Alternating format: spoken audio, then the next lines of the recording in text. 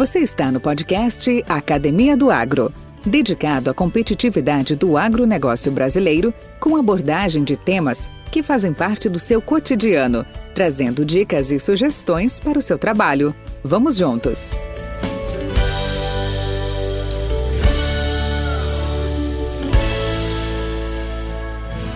Olá, povão desse meu Brasil varonil. Aqui é o Valdir Franzini, apresentador do podcast Academia do Agro. E hoje nós vamos percorrer e vamos falar sobre um assunto muito comentado e hoje muito em voga, que na verdade não é voga, é a grande tendência da década, que são os bioinsumos, os produtos biológicos. Nós vamos falar muito de tecnologias, nós vamos falar muito de biotecnologia. Com certeza, e garanto para vocês, nós vamos entrar muito nos detalhes mais técnicos e científicos, não vamos falar de metagenômica, não é isso. Nós vamos dar uma passada breve e que todo mundo sabe que bioinsumos são todos aqueles produtos biológicos produzidos por micro-organismos, artrópodes, insetos, né, tá? Para aqueles que ainda não sabem o que é artrópodes, ou extrato de plantas, e os quais se destinam a ser aplicados como insumo na produção agroindustrial. Por isso são chamados de bioinsumos. É muito vasto, tem várias linhas aí, nós vamos comentar um pouco sobre isso para vocês. E a gente sabe, gente, que o Brasil está passando hoje, o mundo está passando hoje por um desenvolvimento agrícola sustentável, e isso é entendido como manejo e a conservação das bases de recursos naturais e a orientação das mudanças tecnológicas de forma a assegurar o alcance e a satisfação contínua das necessidades humanas do presente e das futuras gerações. Lembra que eu falei há pouco que nós estamos falando não de uma mera curiosidade ou tendência, assim, mas uma coisa que vai se imperar nas próximas décadas, que é a questão da biotecnologia e dessas nesses novos processos que estão chegando. Bom, desses métodos ou formas, e tem tantos outros controles e performances que a gente tem, a biotecnologia veio realmente como um ferramental essencial e que tem sido desenvolvida com o objetivo de reduzir impactos e melhorando com isso a vida do produtor rural e do consumidor.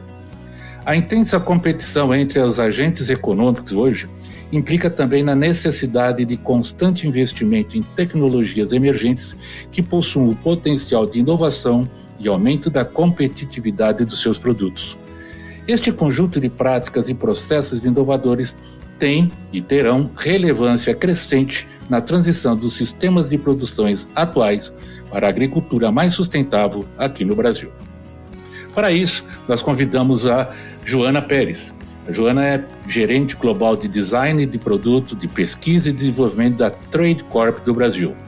Ela é executiva e é especialista em pesquisa, desenvolvimento e inovação na área de biotecnologia há mais de 14 anos, com vasta experiência em biotecnologia industrial e genética molecular de micro-organismos. Concurso em redação de patentes e autora de pedidos abordando novas rotas renováveis para a produção de monômeros petroquímicos. Desde 2016, atua na área de produção de etanol combustível 1G. Na área acadêmica também é muito presente, e ela é autora de 19 publicações científicas, por exemplo, a H-Factor 13, né? E participa como membro de banca de alunos de pós-graduação. Pois bem, está feita a apresentação da nossa convidada. Bem-vinda, Joana, tudo bem? Bom dia, Valdir. Muito obrigada pelo convite. Joana, vamos lá. Bom, como é praxe aqui no nosso podcast, nós queremos conhecer um pouco da sua história. Aí, onde tudo começou? Conta um pouco aí sobre você, sobre a sua história. Bom, vocês vão perceber que eu tenho um pequeno sotaque. Eu sou nascida na Venezuela. Eu vim para o Brasil em 2000, me formei como bióloga na Venezuela e eu vim para cá para fazer o doutorado. Fiz meu doutorado na Unicamp em genética molecular de micro-organismos. E nesse meu doutorado eu trabalhei com um fungo fitopatogênico, que é o fungo causador da vassoura de bruxa do cacau, que devastou a cacauicultura brasileira nos anos 80 e 90. O ano 2000, quando eu cheguei aqui no Brasil, foi um ano que marcou muito a história da biologia e da biotecnologia como um todo, porque foi o ano que foi publicado o primeiro rascunho do genoma humano, então aquele projeto Genoma Humano. E esse projeto Genoma da Vassoura de Bruxa foi o segundo consórcio feito no Brasil para sequenciar o micro-organismo completamente. O primeiro foi o da Xylella fastidiosa, né, que é aquele parasita da laranja, e o da vassoura de bruxa foi o segundo. Então, me deu a oportunidade, né, de fazer meu doutorado dentro de um consórcio que envolvia não só o estado de São Paulo, mas também o estado da Bahia. Então, a gente tinha grupos de pesquisa, vários laboratórios fazendo sequenciamento em conjunto e tentando entender as bases moleculares da interação entre um patógeno e a planta. Logo depois do meu doutorado, eu dei uma mudança de rumo. Então, eu comecei numa área de biologia associada ao agro, né, porque era um fitopatógeno, mas aí eu fui mais para a parte de biotecnologia industrial, né? Trabalhei em empresas como a Braskem e depois na Mali, desenvolvendo processos biotecnológicos industriais, utilizando bases da biologia sintética, utilizando também a parte de fermentação em escala industrial. E eu cheguei na Trade Corp, né? Então eu dei toda essa volta e hoje eu estou na Trade Corp trabalhando no agro de novo e eu estou adorando. Minha especialidade realmente é com micro-organismos, tudo que for um processo biotecnológico, onde a gente usa os micro-organismos para ter uma aplicação, e a gente produzir esses micro-organismos e tornar deles um produto. Isso é que eu sou muito boa fazendo. A parte do agro que eu estou voltando agora, já faz mais de um ano que eu estou aqui na Trade Corp, eu estou aprendendo muito, então tenho muitos colegas aqui excelentes, engenheiros agrônomos que estão com os nossos clientes no campo, que entendem as necessidades. Isso para mim está sendo uma troca muito rica. Então, estou muito feliz. Que bacana. E Joana, eu já tive até a oportunidade de conversar com um dos seus colaboradores, dos seus colegas de trabalho, o Fernando. Realmente foi uma aula também, foi muito bacana, foi realmente bastante proveitoso. E com certeza com você não será diferente. E aí, você falou dos micro-organismos. Então, doutora micro-organismo, quais são os benefícios dos micro-organismos no solo? Olha, os micro-organismos, nós vivemos no mundo deles, né? A vida se iniciou na Terra com micro-organismos e faz 4 bilhões de anos que eles vêm evoluindo, se diversificando. São os organismos mais diversos da Terra, a gente mora no mundo deles. Só que eles são pequenininhos, né? A gente demorou muito tempo em perceber a presença deles. E no caso da agricultura, foi só a partir mais ou menos desse ano. Tem alguns que a gente já notava antes, como aqueles que formam os nódulos, né, da soja, que aí você vê o nódulo, né? Quando você vê o nódulo, aí você consegue estudar eles. Então, risóbios dos nódulos, a Embrapa está estudando faz muito tempo, né? O Brasil está estudando, já há uns 100 anos estudando risóbios. Agora, o resto dos micro-organismos, aqueles que passam mais despercebidos, a gente começou a entender muito recentemente. Faz uns 20 anos, né, que começaram... Você falou, não vou falar de metagenômica, mas assim, a metagenômica foi o que evidenciou, né, que a gente não tem só alguns micro-organismos, porque tem muitos, né, tem bilhões e bilhões de micro-organismos em um grama de terra. E eles fazem de tudo, Alguns não fazem muita diferença, né? Ou a gente não entende, né? Eu ainda falo isso, né? A gente não entende o que eles estão fazendo lá. Mas tem muitos que fazem muitas funções no solo. Eles ajudam a buscar nutrientes que são difíceis para a planta achar. Eles ajudam a fortalecer a planta. Eles ajudam a combater outros micro-organismos que podem ser maléficos para a planta, que podem vir causar alguma doença. Em geral, eles são tantos, né? Eles formam interações muito complexas. Algumas delas a gente já entende um pouco melhor e ainda tem muita coisa que a gente precisa descobrir.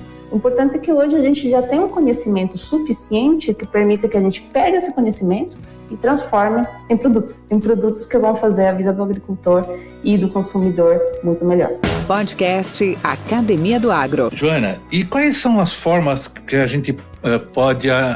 Você viu, os micro-organismos estão aí para nos ajudar, já estão nos ajudando e muito. Às vezes, a grande maioria a gente não sabe como ainda, né? Mas a gente sabe que eles estão lá trabalhando por nós. Mas assim, e a gente, como que a gente pode... Quais são as principais maneiras ou formas que a gente pode favorecer e aumentar esses micro-organismos benéficos no solo? Olha, é importante frisar, né, que são os benéficos, né? Porque quando tem aqueles que fazem doenças, né, o agricultor percebe na hora, né? A planta fica triste, ela fica mais amarelada. Já na hora você percebe que tem alguma coisa errada. Já os benéficos passam despercebidos, né? Você só sente a falta deles quando às vezes vem um estresse. Nossa, vem uma seca e a planta não consegue se recuperar desse estresse. Aí você sabe que está faltando alguma coisa. Geralmente são micro-organismos que poderiam ajudar a ela resistir esse estresse um pouco melhor. Sobre o que a gente pode fazer para a gente favorecer essa riqueza, essa biodiversidade que pode trazer benefícios, é utilizar práticas sustentáveis, né? Reduzir os insumos sintéticos, né? A gente sabe que quando a gente coloca muito de alguma coisa específica, a gente acaba talvez favorecendo demais alguns micro-organismos mais tolerantes, que não necessariamente podem ser benéficos. Então, assim, eu acho que a palavra do dia é equilíbrio. A gente usar apenas o necessário, diminuir os sintéticos em excesso, tudo que for em excesso é ruim, assim como o médico sempre fala, né? O nutricionista fala a mesma coisa, né? Tudo que for em excesso é ruim. É verdade. Com o solo não é diferente. Então, assim, a gente vem mais de 100 anos fazendo, desde a Revolução Verde, a gente vem colocando muito nitrogênio, muito ureia, muito cloreto de potássio, muito fosfato, muita coisa. Esse muito acaba desfavorecendo uma boa biodiversidade, né? Acaba selecionando aqueles que são mais tolerantes, aqueles que são mais tolerantes não necessariamente são benéficos. Então, equilíbrio é tudo. Então, o que a gente pode fazer? Diminuir os sintéticos, procurar um maior equilíbrio desse solo, diminuir o uso também de alguns agrotóxicos, que a gente sabe que tem um efeito direto contra a vida, né? Porque eles são exatamente compostos, né? Que procuram inibir. Para isso. Então, os bons também sentem, né? Você mata os ruins e mata os bons também. Então, diminuir o uso de insumos agrotóxicos, diminuir os sintéticos, buscar um equilíbrio do solo é o que a gente deveria estar procurando. Esse podcast faz parte da rede Agrocast, a primeira e maior rede de podcasts do agro do Brasil. Acesse www.redeagrocast.com.br. Podcast Academia do Agro. Joana, hoje as instituições, universidades, instituto de pesquisa, tanto público como privado, até um pouco tempo atrás era muito mais público, mas hoje com certeza temos hoje uma vastidão grande de empresas privadas também, que vem desenvolvendo pesquisas básicas com bioinsumos, como por exemplo, né, a prospecção de micro-organismos, macro-organismos, metabólitos, extratos vegetais, algas marinhas e tantas outras formulações. Quais são os desafios para estas prospecções? O que tem que ser superado, o que tem que ser atingido nessas prospecções? Olha, essas prospecções são essenciais e é essencial que tenha um investimento público na prospecção, porque como que eu enxergo a prospecção?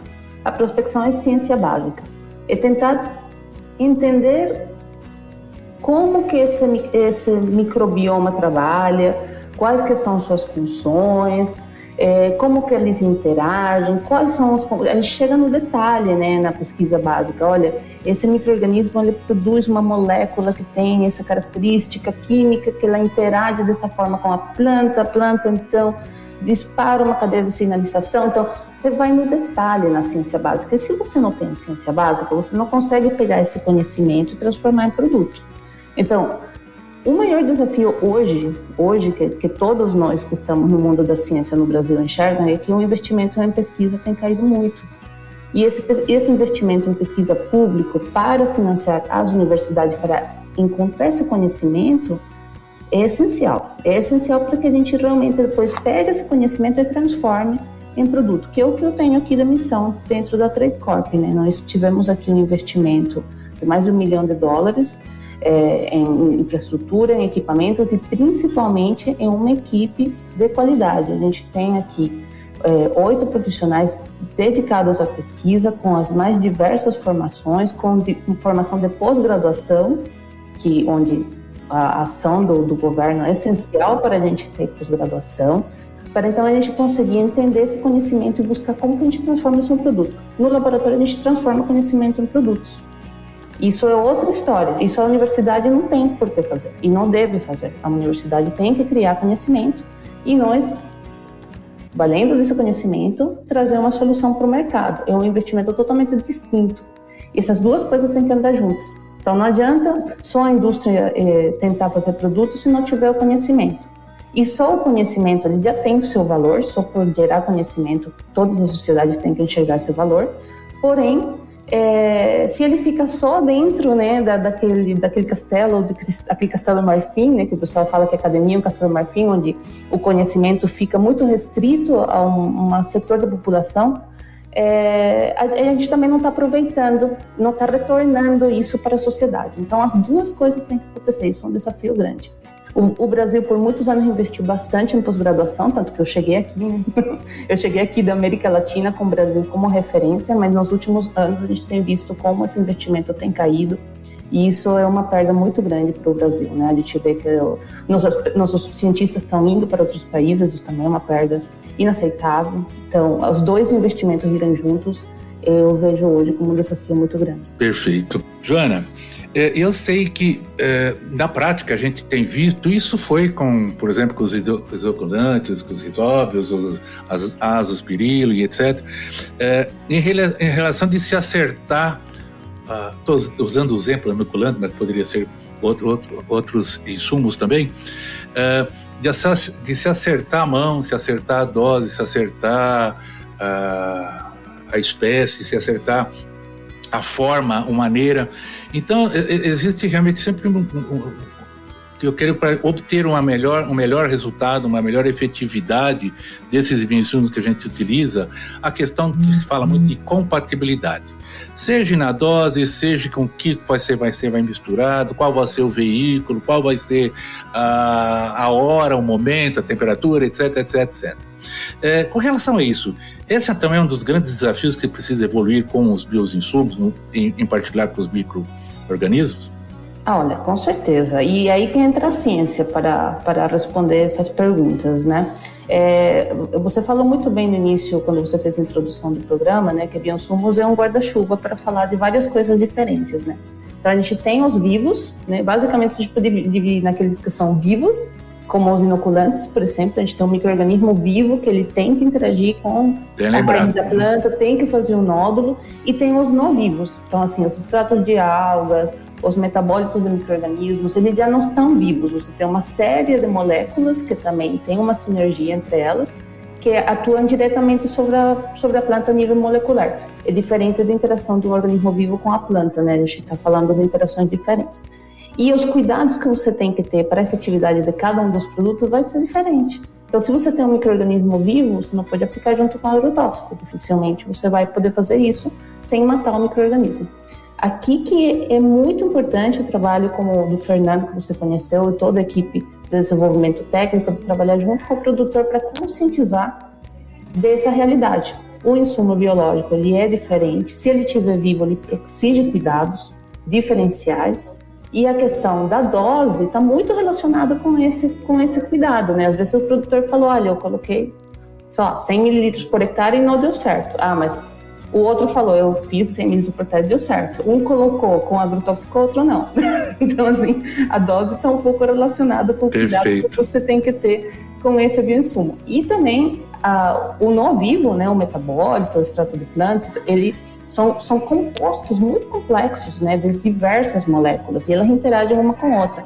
Então, por exemplo, o pH é super importante. Então, você coloca junto com ácido, talvez essas moléculas não vão conseguir fazer a interação certa. Então, entender, conhecimento, replicar esse conhecimento para toda a cadeia é super importante. Então, assim, o trabalho que a gente faz no laboratório, ele não pode ficar no laboratório. Ele tem que ir para a nossa equipe de desenvolvimento técnico, que tem que trabalhar com a nossa equipe comercial, que tem que trabalhar com o nosso cliente final, para que esse conhecimento chegue até a aplicação no campo de forma que o produto tenha o seu resultado esperado. Então, isso é um desafio. O jeito que nós trabalhamos aqui para superar esse desafio é que nós temos mais de 3.000 ensaios de campo por ano, que a gente faz junto com parceiros, não só acadêmicos, mas também com os nossos clientes, para poder realmente evidenciar e deixar muito claro como que isso deve ser aplicado, qual que deve ser a dose, quais são as incompatibilidades, quais são as compatibilidades, para garantir que o nosso produto tenha o efeito desejado. Conhecimento, tudo.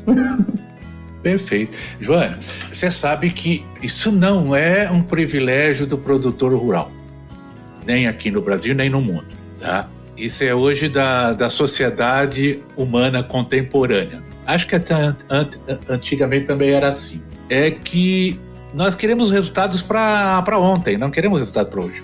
Né? Então o imediatismo, até pela velocidade que nós vivemos hoje, todo mundo quer a coisa rápida.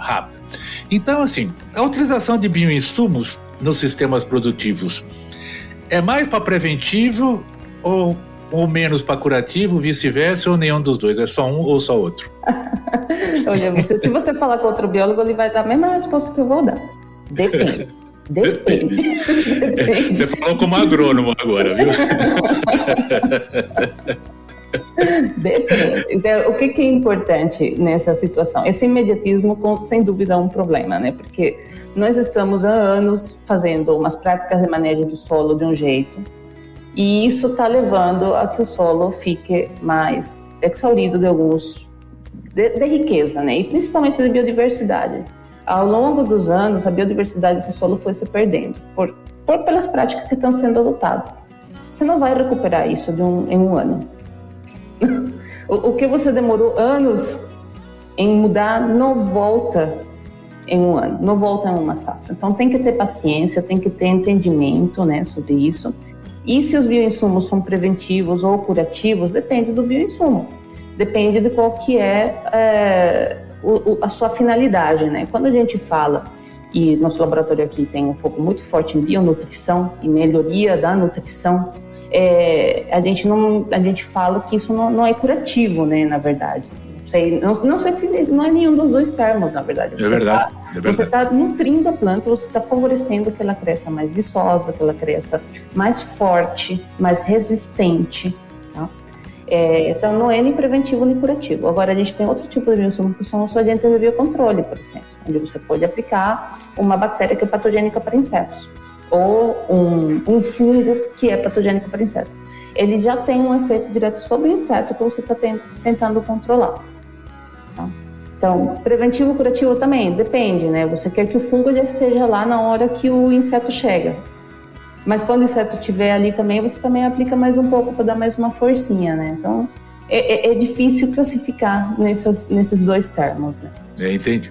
Mas é a mesma coisa, também você está com uma lavoura infestada de um determinado, de algum patógeno, uma lagarta, um percevejo, alguma coisa assim, que já tomou conta, é pouco provável que você vai ter um efeito curativo. Tá? Aí não tem como. Né?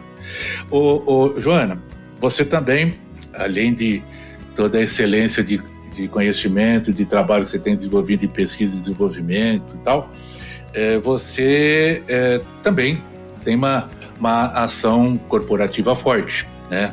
Como indústria, como a Trade Corp é. Então, a agroindústria brasileira, a gente sabe que está avançando bastante quanto a conhecimento das especificidades da cepa, dos micro-organismos, seus alvos biológicos, das formulações inovadoras e de fácil manejo, da forma de armazenamento de produto formulado, compatibilidade, nós falamos agora, com outros produtos, seletividade, vida de prateleira, entre outras. Como é que está a sua organização nesse sentido? Qual os desafios maiores dentro dessas linhas que eu te falei agora? O que você percebe de maior desafio? Olha, tem diversos desafios, né? É diferente você chegar num laboratório e produzir um pouquinho assim de um determinado bioinsumo e mostrar numa quantidade pequena que ele funciona, e depois até produz um pouquinho mais e vai para o campo e vê que ele funciona no campo, mas depois disso você tem que montar um processo industrial em cima disso, né? Escalonamento é um desafio em todos os bioprocessos, não só aqueles para o agro. Todos os bioprocessos, né? A biotecnologia tem um potencial gigantesco, ele está sendo realizado, esse potencial, mas o escalonamento, sem dúvida, é um desafio muito grande, visto que o Brasil tem quantas hectares para ser tratados com bioinsumos, né? Só de soja, a gente está falando mais de 80 milhões de hectares. Entendi. Então, assim, a quantidade de bioinsumo que você tem que produzir, né, para atender um mercado desse tamanho é um desafio grande. A questão do tempo para a prateleira está intimamente relacionado com isso também, né? Se você tiver um bioinsumo que ele tem uma validade muito curta, você tem que produzir mais vezes durante o ano. Se você tiver uma validade maior, você talvez pode concentrar a sua produção numa certa temporada e você sabe que o seu produto vai ter uma vida de prateleira boa. E vida de prateleira, quando você fala de bioinsumos, é essencial. É essencial. Quando a gente está trabalhando com um micro-organismo vivo, é um desafio enorme. A ciência está começando a entender, né? A ciência básica das universidades, ela focou muito, né, nos modos de ação, em entender as interações. Agora, a parte de produto, isso é com a indústria. Então, um dos nossos principais desafios aqui, nesse nosso Centro Global de Pesquisa, é justamente isso, entender como a gente pode estender a vida de prateleira de nossos produtos de forma que a gente possa otimizar nossa produção ao longo do ano e a gente consiga atender os nossos clientes em toda a extensão do Brasil e do mundo, né? Então é mais um desafio quando a gente pensa no mundo globalizado, que a gente pode ter uma solução que pode servir em outro lugar, mas assim, se o tempo para ter 6 meses, só para passar pela burocracia de alfândega, você já 6 meses acabaram. Já deixou perder o tempo. Já deixou perder o tempo. Então isso aí é um desafio grande, é um desafio muito interessante. A gente tem algumas ferramentas para contornar. Uma muito importante quando a gente usa a própria biologia do micro-organismo, tem micro-organismo que forma uma estrutura de resistência, como sendo os poros, os cistos. Essa estrutura já nos dá um tempo de prateleira maior, se a gente conseguir induzir o micro-organismo a entrar nessa dormência. E os outros utilizar alguns compostos, né, que a gente sabe que são compatíveis com uma agricultura regenerativa, né, mas que também possam preservar o nosso produto, né, livre de contaminantes. Livre de contaminantes é outro assunto que eu gostaria de deixar como uma preocupação nossa muito, muito clara, que a gente trabalha muito. Quando nós produzimos um bioinsumo em escala industrial, a gente tem dezenas de testes de qualidade para garantir que aquele produto é puro, que se a gente está vendendo um Bradyrhizobin Japonicum estirpe 50, 80, nós garantimos que o nosso produto está com uma concentração adequada dele e que ele está com uma certa pureza. Isso às vezes não acontece com alguns produtos on-farm, onde não existe toda uma infraestrutura laboratorial que permita garantir essa pureza. Então, quando você não garante a pureza, você corre o risco de que o insumo esteja contaminado com um organismo que pode ser não só patogênico para as plantas, mas patogênico para humanos. Isso é uma preocupação muito grande, Então, assim, não só o tempo de prateleira, a pureza, o controle de qualidade estrito, são todas enormes preocupações que nós temos e que a gente garante em nossos produtos essa pureza e esse tempo de prateleira. A gente trabalha intensamente para garantir isso para nossos clientes. Podcast Academia do Agro. Joana, eu vi ali nessa mini bio que você citou, inclusive, o trabalho em patentes. Eu vou entrar nessa linha também, mas assim, hoje a legislação brasileira, ela contempla uma certa rigidez ou rigidez, um cuidado em relação a essa questão de contaminantes, dessa questão de qualidade dos produtos. Como é que é essa legislação? Ela é firme? Ela existe? Olha, eu não sou a pessoa mais adequada para falar disso, é um assunto bem de regulatório, mas eu sei que isso tem conversas intensas, né, acontecendo em torno disso. A Embrapa tem um trabalho muito forte, né, buscando garantir a pureza dos bioinsumos, tanto os produzidos industrialmente quanto os produzidos on-farm, e o MAPA faz uma auditoria de todos os produtos que a gente vende, né? Eles são auditados pelo MAPA para garantir essa pureza e essa concentração. Eu acho que ainda tem espaço para melhorar, tem conversas que vão e voltando, tem organizações como a ANPI, onde são levadas essas preocupações dos produtores de inoculantes para conversar com todo o governo para melhorar as legislações também. Eu acho que é um trabalho que está melhorando, um trabalho que vem melhorando, tem muitas conversas, mas assim, ainda não está pronto. Eu sinto que ainda não está pronto, que ainda tem interrupção. Esse não é um papel forte no CTN-Bio? No CTN-Bio, o CTN-Bio, ele está mais voltado para a parte de... Voltado aos transgênicos, OGM, exatamente. Então, os inoculantes eles não são OGM, então eles não entram dentro da legislação do CTN-Bio. Porque ali, quando eles... já estamos com 20 anos já com os transgênicos em vida, e eles tiveram uma participação muito forte no início em relação aos regulatórios, às áreas de segurança. Exatamente, etc, muito avançado. Eu vou destacar o trabalho com biotecnologia há 20 anos, né? E a CETANI-Bio faz um trabalho muito bom, muito bom. A gente tem, aqui no Brasil, acho que a gente tem uma das legislações mais avançadas do mundo com relação a OGMs, sem dúvida. Perfeito.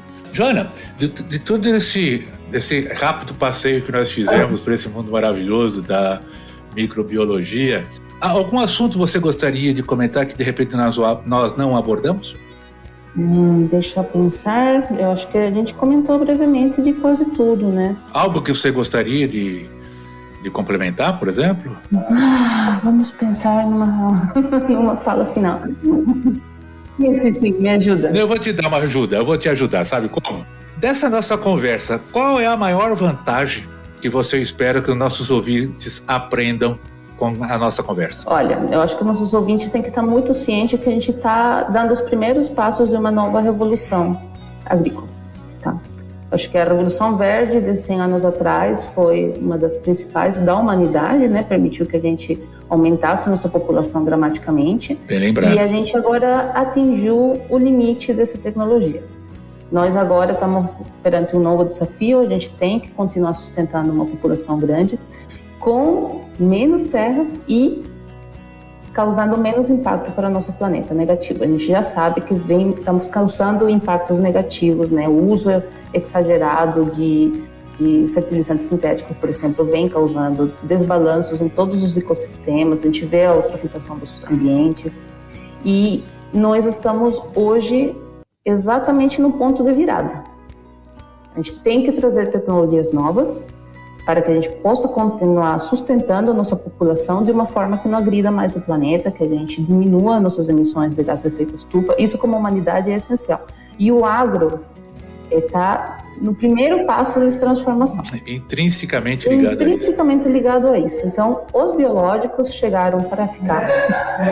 Eles chegaram para ficar. Isso aí vem uma transformação mundial com relação aos bioinsumos, aos biológicos, ao uso eficiente da terra, à melhoria da nutrição dos solos, ao uso do agente de biocontrole, ao favorecimento da biodiversidade como chave para melhorar a nossa produção de alimentos em quantidade e qualidade.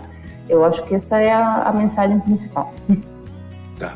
Bom, eu pedi uma mensagem, agora vamos pedir aquilo que custa caro, um conselho para o nosso pessoal do agro. O que você diria para essa nossa grande turma espalhada aí pelo esse Brasilzão? Olhem para o seu solo, vejam se ele está rico, vejam se ele está úmido, se ele está produtivo, né? E peçam ajuda para a gente, para nosso departamento técnico. Desça da caminhonete, fique dentro da sua lavoura, ajoelhe se for o caso e observe mais. Observe mais e chame no seu departamento técnico que eles vão ajudar, com certeza. Beleza, então. Bom, conversamos com Joana Pérez, que é gerente global de design de produto e pesquisa e desenvolvimento da Trade Corp do Brasil. Como eu disse, especialista na área de pesquisa, desenvolvimento e inovação na área de biotecnologia. Uma conversa rica que vocês todos poderão ter essas informações acessando aí o site da Trade Corp, que é www.tradecorp.com. Não tenho certeza se tem BR. Tem BR? Não sei. Mas o Trade Corp vocês acham no Google, é facinho, tá? E com a gente também, se vocês quiserem comentar, perguntar, terem dúvida, por favor, entre no Instagram lá na @Academia do Agro e está disponível para vocês também colocar os seus comentários, ou mesmo dentro do episódio do podcast tem lá o lugarzinho para vocês fazerem as perguntas, tá? Você será muito bem-vinda, tá bom? Joana, muito obrigado, grande abraço. Obrigada. E espero encontrá-la em outros momentos para a gente ter outros papos tão bacanas e interessantes como esse. Muito obrigada, Valdir, pelo convite. Um abraço. Outro para você. Nutriceller Soluções Nutricionais, a linha mais completa de fertilizantes convencionais para o país, composta por macro e micronutrientes e também aditivos para aplicação via solo e folha, gerando assim maior produtividade, qualidade e praticidade ao agricultor. Nutriceller, Soluções nutricionais inteligentes e eficientes, sempre atenta às necessidades dos agricultores. Com temas expressivos e dinâmicos, esse intercâmbio semanal visa oferecer um melhor desenvolvimento em suas habilidades profissionais e nas atividades e práticas do seu cotidiano. Somos da Academia do Agro, o podcast para todos aqueles apaixonados pelo agronegócio. Te aguardamos no próximo episódio. Até lá!